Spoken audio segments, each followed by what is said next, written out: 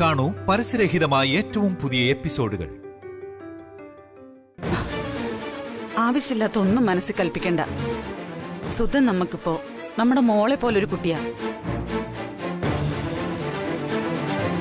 നാളെ നമ്മുടെ മോൾക്ക് ഇതുപോലൊരവസ്ഥയുണ്ടായ ഈ ലോകത്ത് അഭയം കൊടുക്കാൻ നമ്മളെപ്പോലെ ഒരു സരോജവും സുദർശനും ഉണ്ടാവും.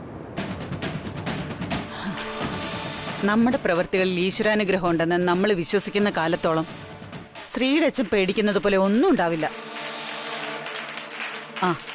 ഇനിയും സംശയങ്ങൾ ബാക്കി നിൽക്കുന്നെങ്കിൽ നമുക്ക് നമ്മുടെ മോളോട് ചോദിക്കാം, പോരെ?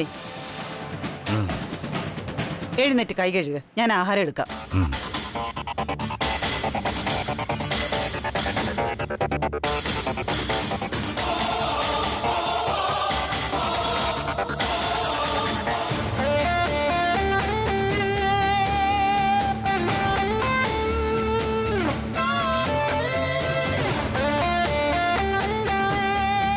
എത്രയെന്നും പറഞ്ഞ രവി, ഇനിയും നമ്മൾ ബാലമ്മയെ ഫോളോ ചെയ്യുന്നത്? അയാൾക്കറിയാം നമ്മൾ അയാളെ ഫോളോ ചെയ്യുകയാണെന്ന്. പകൽ മുഴുവൻ അയാൾ നടക്കുന്നു, രാത്രി കടവരാന്തയിൽ ഉറങ്ങുന്നു. രാഗസുധയെയോ അവളുമായി ബന്ധമുള്ളവരെയോ കാണാനോ കോണ്ടാക്ട് ചെയ്യാനോ ശ്രമിക്കുന്നതോ ഇല്ല. നമ്മൾ ഫോളോ ചെയ്യുന്ന കാര്യം അയാൾ അറിഞ്ഞാലും അറിഞ്ഞില്ലെങ്കിലും അയാൾ എത്തി നിൽക്കാൻ പോകുന്ന ഫിനിഷിംഗ് പോയിന്റ് രാഗസുധയുടെ മുന്നിൽ തന്നെയാവും. ഇപ്പൊ നീ പറഞ്ഞതുപോലെയാണെങ്കിൽ അയാൾ സുരക്ഷിതനെന്ന് തോന്നുന്നതുവരെ ആരെയും കാണാനോ ബന്ധപ്പെടാനോ ശ്രമിക്കില്ല. അതുകൊണ്ട് ഒരു കാരണവശാലും നമ്മളോ നിന്റെ ആൾക്കാരോ അയാളുടെ മുന്നിൽ ഒരിക്കലും ചെന്നുപെടരുത്. ഈ ലോകത്ത് രാഗസുധയെ കണ്ടുപിടിക്കാനുള്ള പ്രധാന വഴിയാണ് ബാലമാമൻ. തൽക്കാലം കുറച്ച് ദിവസം കൂടെ അയാളെ നിരീക്ഷിക്കണം. ബാക്കി നമുക്ക് നോക്കാം.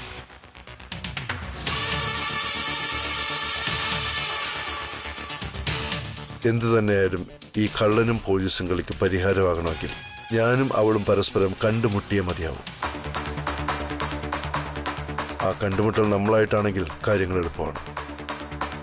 അതല്ല, അവളായിട്ട് മുന്നിൽ വന്ന് നിൽക്കുകയാണെങ്കിൽ നമ്മൾ അവൾക്ക് കൊടുത്ത സൗജന്യം അവൾ നമുക്ക് തരണമെന്നില്ല.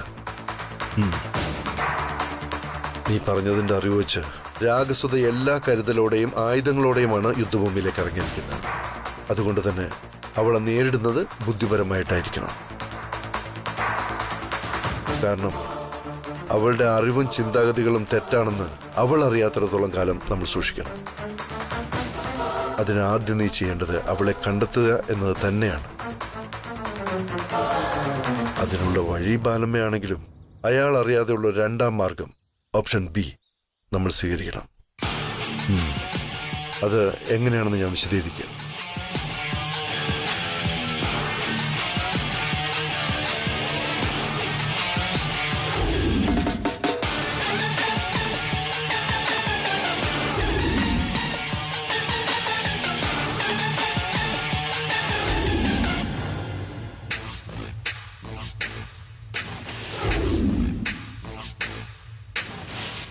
Done.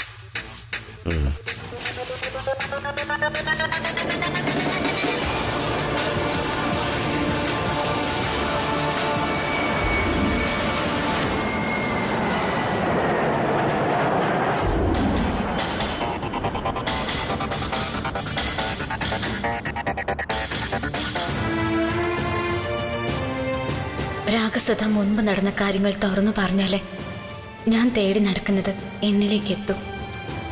ഞാൻ ആരാണെന്ന് രാഗസുധ മനസ്സിലാക്കാതെ അതൊരിക്കലും നടക്കാനും പോകുന്നില്ല.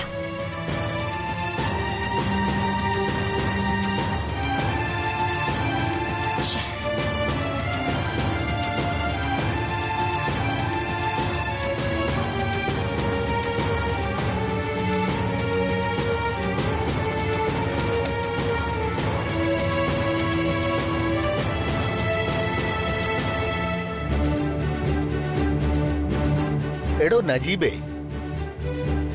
നമ്മൾ ശ്രീലക്ഷ്മി മാഡത്തിന്റെ ക്യാബിനിൽ എത്തിയോ? എത്തി. ഇവിടെ ഉള്ളത് ശ്രീലക്ഷ്മി മാഡം തന്നെയാണല്ലോ അല്ലേ? അതോ? ഞാൻ തന്നെയാ. എന്താ ത്രിവിക്രമനങ്ങള്? മോൾ ഇവിടെ ഉണ്ടായിരുന്നല്ലേ? നജീബേ, ഇനി നീ പൊയ്ക്കോ. ആ ശരി. ശ്രീലക്ഷ്മി മോളെ, ഞാനിപ്പോ ഇങ്ങോട്ട് വന്നത് മോളോട് ഒരു കാര്യം പറയാനാ. എന്താ അങ്കിള്? ഞാൻ പറയുന്ന കാര്യം മോള് ശ്രദ്ധിച്ച് കേൾക്കണം. കുറച്ചു നാള് മുമ്പ് രവി സാറും മോളും അകന്നു നിന്നില്ലേ? ആ സമയത്ത് ഇവിടെ ചില മുതലെടുപ്പൊക്കെ നടത്തി. മുതലെടുപ്പോ? ആര്? എന്ത് മുതലെടുപ്പ്? ആ പറയാം. ആ സാൻഡ്ര മാഡം ആളത്ര ശരിയല്ല മോളെ. മോൾ ഇല്ലാത്ത സമയത്തൊക്കെ ആ രവി സാറിനെ ഓരോന്ന് പറഞ്ഞ് മനസ്സിലാക്കാൻ അവർ ശ്രമിച്ചിരുന്നു. ഇപ്പോഴും ശ്രമിക്കുന്നുണ്ട്. പക്ഷേ രവി സാർ ഇതിലൊക്കെ നിരപരാധിയാ. ഞാനും കുറച്ചൊക്കെ അറിയുകയും കാണുകയും ചെയ്തു അങ്കിളെ. എങ്കിൽ മോൾ അറിഞ്ഞതും കണ്ടതും മാത്രമല്ല, അല്ലാതെ പലതും സംഭവിച്ചുകൊണ്ടിരിക്കുന്നു.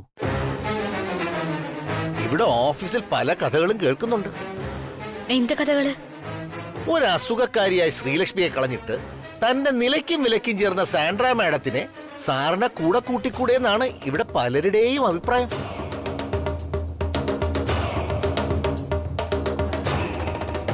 തന്റെ കുറവുകൾ മനസ്സിലാക്കി രവി സാറിനെയും സാൻഡ്ര മാഡത്തിനെയും ഒരുമിച്ച് ജീവിക്കാൻ മോൾ അനുവദിക്കണമെന്നാണ് വേറെ പലരുടെയും അഭിപ്രായം.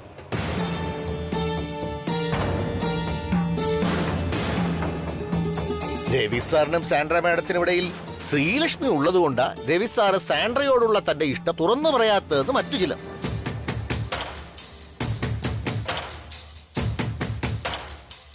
ഞാനും മോളുടെ വീട്ടുകാരും മോളുമൊക്കെ തമ്മിൽ പല അഭിപ്രായ വ്യത്യാസങ്ങൾ ഉണ്ടായിട്ടുണ്ടെങ്കിലും നീരേറ്റ് കോളനിയിൽ നമ്മൾ ഒരുമിച്ച് ജീവിച്ചതല്ലേ മോളെ. മോളെ കുറിച്ച് ഇങ്ങനെയൊക്കെ പറയുന്നത് കേട്ടാ അങ്കിളിന് സഹിക്കൂ? പിന്നെ മോൾക്ക് അങ്കിൾ ഒരു കാര്യം കൂടി പറഞ്ഞു തരാം. രവി സാറിന് സാൻഡ്ര മാഡത്തിൽ നിന്നുണ്ടായിക്കൊണ്ടിരിക്കുന്ന ഉപദ്രവം നാളെ ഉപകാരമായിട്ട് തോന്നിയ സാൻഡ്ര മാഡം രവി സാറിനെ തട്ടിയെടുക്കും. എനിക്കത് ഉറപ്പാ. ആണുങ്ങളുടെ സ്വഭാവം മോൾക്ക് അറിഞ്ഞൂടാത്തോണ്ടാ സ്ത്രീകളുടെ നിരന്തരമായിട്ടുള്ള ചില ഇടപെടലുകൾ ആണുങ്ങളിൽ ആകർഷണം ഉണ്ടാക്കും. ഞാൻ അറിഞ്ഞിടത്തോളം സാൻഡ്ര മാഡം രണ്ടും കൽപ്പിച്ചാണ്. പെണ്ണ് തുനിഞ്ഞാൽ ബ്രഹ്മാവിനും തടുക്കാൻ പറ്റില്ല എന്നല്ലേ? ആ പെണ്ണ് സാൻഡ്ര മാഡം ആവുമ്പോ പറയേണ്ട കാര്യവും ഇല്ല.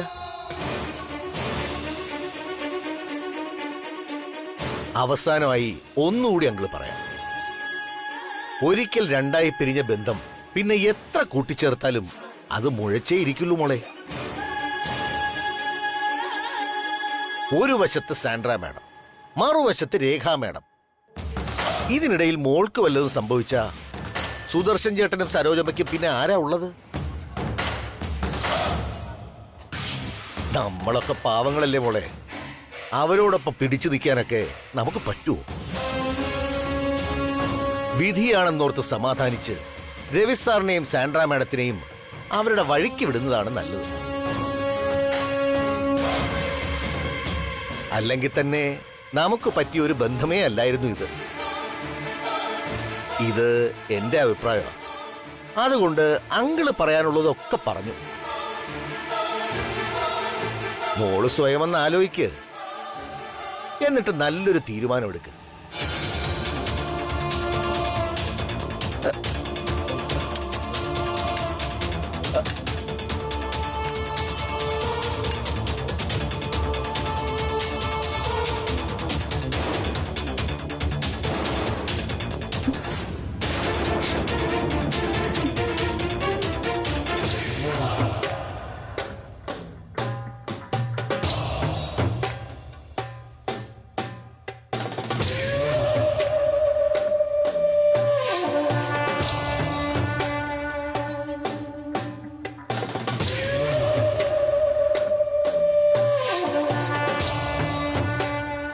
പറഞ്ഞു പഠിപ്പിച്ചതൊക്കെ കുത്തും കോമയും വിടാതെ ത്രിവിക്രമൻ അവതരിപ്പിച്ചു കഴിഞ്ഞു.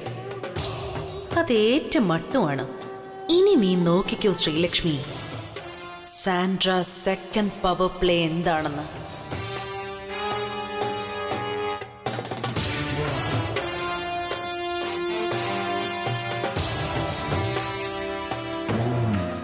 സരോജം, സരോജം, ഹൈ, ഇതെവിടെ പോയി?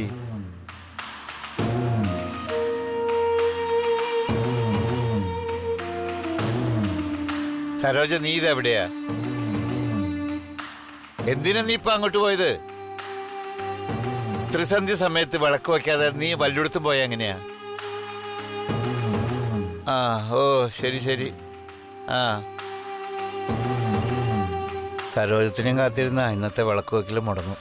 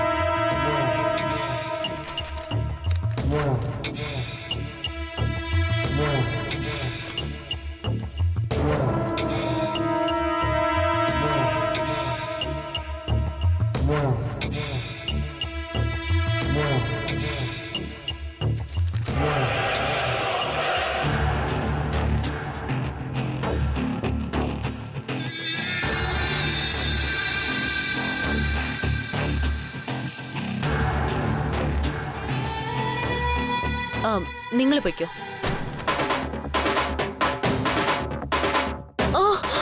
സാൻഡ്ര, എന്ത് പറ്റി? സാൻഡ്ര,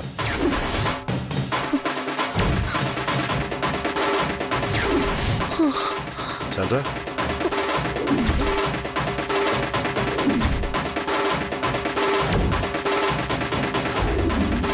സാൻഡ്ര,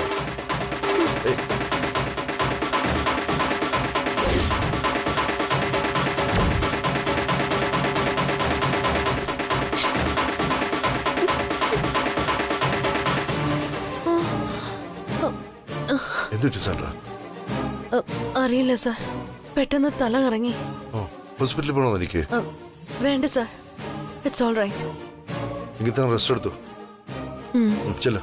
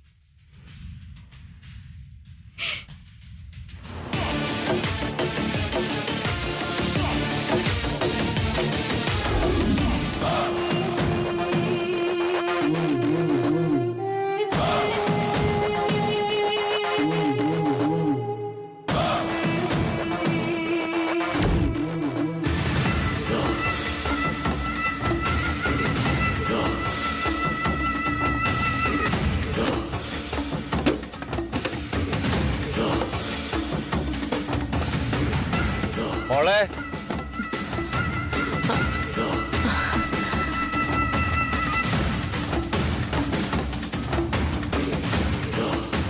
മോളെ മോളെന്താ തിരയുന്നത്?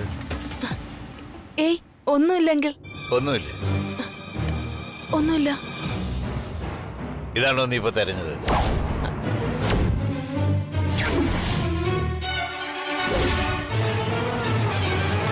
ഞാൻ ചോദിച്ചത് കേട്ടില്ലേ? അത് അങ്കിൾ ഞാൻ തന്നെയാ ഇതിവിടെ കൊണ്ടുവച്ചേ. പിന്നെ നിന്നെ ഒന്നുമില്ലെന്ന് പറഞ്ഞത്? സുധയ്ക്ക് എന്താ ഇതുകൊണ്ട് ആവശ്യം? ഇത് കളിത്തോക്കല്ലെന്ന് മനസ്സിലായി. ഇതെവിടെ നിന്ന് കിട്ടി? അയ്യോ അങ്കിൾ എന്നെ തെറ്റിദ്ധരിക്കരുത്. അന്ന് നമ്മുടെ കടയിൽ SI വന്ന ദിവസം അയാളെ കയ്യിൽ താഴെ വീണതായത്. ഞാനിത് കണ്ടപ്പോഴേക്കും അയാൾ അങ്ങ് പോയി. തിരികെ കൊടുക്കണമെന്ന് കരുതിയതാ, പക്ഷേ ഞാൻ മറന്നുപോയി. ഇപ്പോ ഇത് മാറിയിരിക്കുന്ന കണ്ടപ്പോഴാ ഞാൻ ആ കാര്യം ഓർത്തത്. അയ്യോ അല്ലാതെ ഞാൻ മനഃപൂർവ്വം ചെയ്തതല്ല. ഇത് കടയിൽ വെച്ച് നഷ്ടപ്പെടുമെന്ന് കരുതിയിട്ടാ ഞാനിവിടെ കൊണ്ടുവച്ചത്. അല്ലാതെ അല്ല മോളെ, ഞാൻ മോളെ തെറ്റിദ്ധരിച്ചതല്ല. പെട്ടെന്ന് കണ്ടപ്പോ ഞാൻ പേടിച്ചുപോയി, അതാ. അത് സാരമില്ല. അങ്കിളുടെ സ്ഥാനത്ത് ആരായിരുന്നാലും ഇങ്ങനെ സംശയിക്കൂ. ഇത് കിട്ടിയപ്പോ തന്നെ എന്നോട് പറഞ്ഞിരുന്നെങ്കിൽ ഞാൻ സ്റ്റേഷനിൽ കൊണ്ട് കൊടുക്കുമായിരുന്നല്ലോ. മോള് പറയാതിരുന്നത് തെറ്റ് തന്നെയാ. ഇത് നിസ്സാര കാര്യമല്ല. ഇതെവിടെയെങ്കിലും കൊണ്ടുപോയി സൂക്ഷിച്ചു വെക്കി. എന്നിട്ട് നാളെ തന്നെ ഇത് തിരികെ കൊടുക്കണം. എന്തിനാ വെറുതെ ഒരു ശരിയേക്കേട്? ശരിയെങ്കിൽ.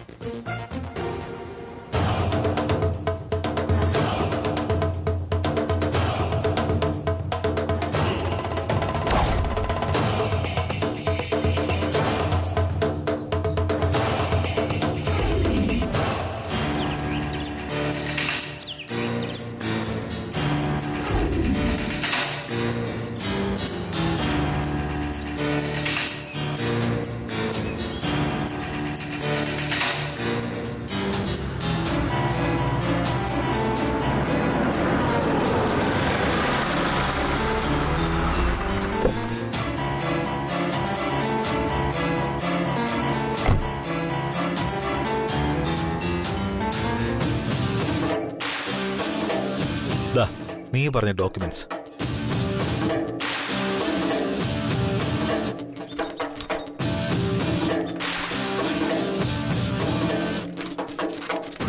ആദ്യം ഇത് സൈൻ ചെയ്തു തരാൻ അവർ സമ്മതിച്ചില്ല. പറഞ്ഞതിൽ കൂടുതൽ കൊടുക്കേണ്ടി വന്നു. പിന്നെ എന്റെ ചില വിരട്ടലുകളും. ഞാൻ വന്ന് സമാധാനപരമായിട്ട് ഇത് ഡീൽ ചെയ്യാൻ ശ്രമിച്ചാൽ നടക്കില്ലെന്ന് എനിക്കറിയാം. അതാ ഞാൻ നിന്നെ തന്നെ പറഞ്ഞു വിട്ടത്. അല്ല, ഇനി എന്താ നിന്റെ പ്ലാൻ എന്ന് പറഞ്ഞില്ല? ശ്രീലക്ഷ്മിയോടൊപ്പമുള്ള മനോഹരമായ ജീവിതം. ഇനിയെങ്കിലും എനിക്കത് സാധ്യമാക്കണം. മനസ്സമാധാനമായി ഞാനും ശ്രീലക്ഷ്മിയോടൊപ്പമുള്ള കുറേ നല്ല ദിവസങ്ങൾ, നല്ല മുഹൂർത്തങ്ങൾ. വേറൊന്നിനെക്കുറിച്ചും ഞാനിപ്പോൾ ആലോചിക്കുന്നില്ല രാജാറാം. അങ്ങനെ പൂർണ്ണമായി മനസ്സമാധാനത്തോട് ജീവിക്കാൻ ശത്രുക്കൾ സമ്മതിക്കുമെന്ന് തോന്നുന്നുണ്ടോ? എല്ലാ കാലത്തും ശത്രുക്കൾ നമുക്കുണ്ടല്ലോ രാജാറാം. പടവെട്ടിയും പൊരുതിയും തന്നല്ലേ നമ്മൾ ഇവിടം വരെ എത്തിയതും. നമ്മുടെ മുന്നിൽ വരാതെ മറഞ്ഞു നിൽക്കുന്ന ശത്രുക്കളെ നമ്മൾ തേടിപ്പിടിച്ച് കണ്ടെത്താൻ ശ്രമിച്ചാലും അതുകൊണ്ട് പ്രയോജനമൊന്നുമില്ല. കാരണം നമുക്ക് അവരെ അല്ലല്ലോ, അവർക്ക് എന്നെയല്ലേ ആവശ്യം. അതുകൊണ്ട് അവരെന്നെ തേടി തരും. വരട്ടെ. ബാലമാനം ഇതുവരെ രാഗസുതയെ കണ്ടെത്താനുള്ള നീക്കങ്ങൾ നടത്താത്ത സ്ഥിതിക്ക് ഇനി എന്താ നമ്മൾ ചെയ്യേണ്ടത്? എല്ലാവരും മറന്നേക്ക് പുറത്തു വരുന്നതുവരെ കാത്തിരിക്കാം. കൃത്യമായ അറിവുകൾ ഒന്നും തന്നെ ഇല്ലാത്ത, ആക്രമണ രീതികൾ പ്രവചനാതീതമായ അദൃശ്യരായ ശത്രുക്കൾ അത്രമേൽ ശക്തരാണെന്ന് വരെ മാത്രം നമുക്ക് വിശ്വസിക്കാം. ബാലമ്മയെ പോലെ വേറൊരു ശത്രു ഇനി ഒരിക്കലും നമുക്കിടയിലേക്ക് വരരുത്. നീ തൽക്കാലം എൻ്റെ മുന്നിൽ ശ്രീലക്ഷ്മിയുടെ സന്തോഷം മാത്രമേ ഉള്ളൂ. അതിനുവേണ്ടിയുള്ള ഈ ഡോക്യുമെന്റ്സ് എൻ്റെ കയ്യിലെത്തിച്ച നിന്നോട് എങ്ങനെ നന്ദി പറയണമെന്ന് എനിക്കറിയില്ല. Thanks lot. ഏയ് അതെന്തിനാ?